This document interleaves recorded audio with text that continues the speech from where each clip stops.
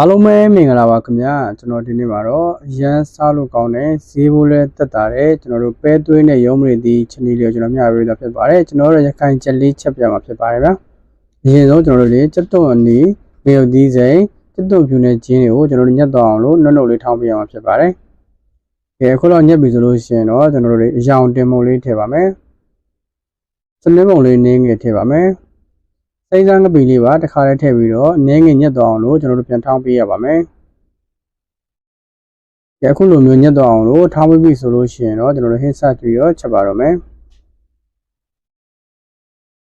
ဒီတော့အိုးထဲမှာစီပူလာပြီဆိုလို့ရှိရင်တော့ထောင်းထားတဲ့ငရုတ်သီးနှစ်တွေကိုကျွန်တော်တို့အနေငယ်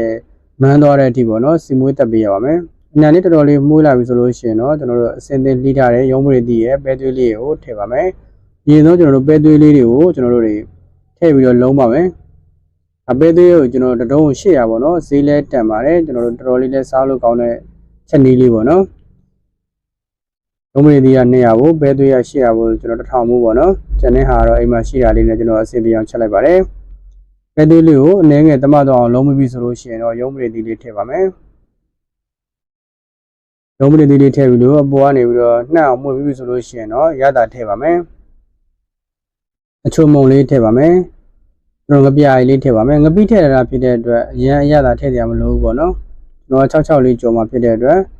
အဖုံးအုပ်ပြီးတော့ခဏနှက်ထားလိုက်ပါတယ်အနေငယ်မှုပြီးဆိုလို့ရှိရင်တော့ကျွန်တော်တို့စုံစေးရည်လေးထည့်ပြီးတော့ကျွန်တော်တို့နူးသွားအောင်လို့ရုံးမလေးသီးလေးချက်သွားအောင်လို့ပြန်ချက်ပေးလိုက်လို့ရှိရင်တော့ရမ်းအောင်မှစားလို့ကောင်းတယ်ဟင်းကောင်းလေးရပါပြီကျွန်တော်တို့အိမ်မှာနည်းနည်းမင်းရှိနေတဲ့တော့နည်းနည်းမင်းလေးကိုဘွားနေပြီးတော့စိတ်ဆွပြီးတော့ထည့်လိုက်ပါတယ်ဗျာရေလေးနဲ့ခန့်အောင်လို့ပြန်ချက်ပေးလိုက်လို့ရှိရင်တော့ရမ်းအောင်မှစားလို့ကောင်းတယ်ပဲသွေးရခိုင်ဟင်းလေးရပါပြီကြည့်ရှုအားပေးနေတဲ့လူတွေတိုင်းကိုကျေးဇူးထူးတင်ပါတယ်ခင်ဗျကျွန်တော်အကောင့်လေးလည်း follow မလုပ်ရသေးရင် follow လုပ်ပေးသွားဖို့တောင်းဆိုချင်ပါတယ်ဗျာဒီနေ့လေးတိုင်းချက်စားကြည့်ပါရမ်းအောင်မှမိုက်ပါတယ်ပဲသွေးကြိုက်တဲ့သူတွေအတွက်ကတော့လုံးဝဟင်းကောင်းတစ်ခွက်ပါပဲဗျာရုံးမလေးသီးလေးတွေနဲ့ငပိလေးနဲ့ဆိုအနံ့လေးရမ်းမွေးပြီးတော့ဒီနေ့လေးတိုင်းချက်စားကြည့်ပါရမ်းမိုက်ပါတယ်အားလုံးဘိုင်ဘိုင်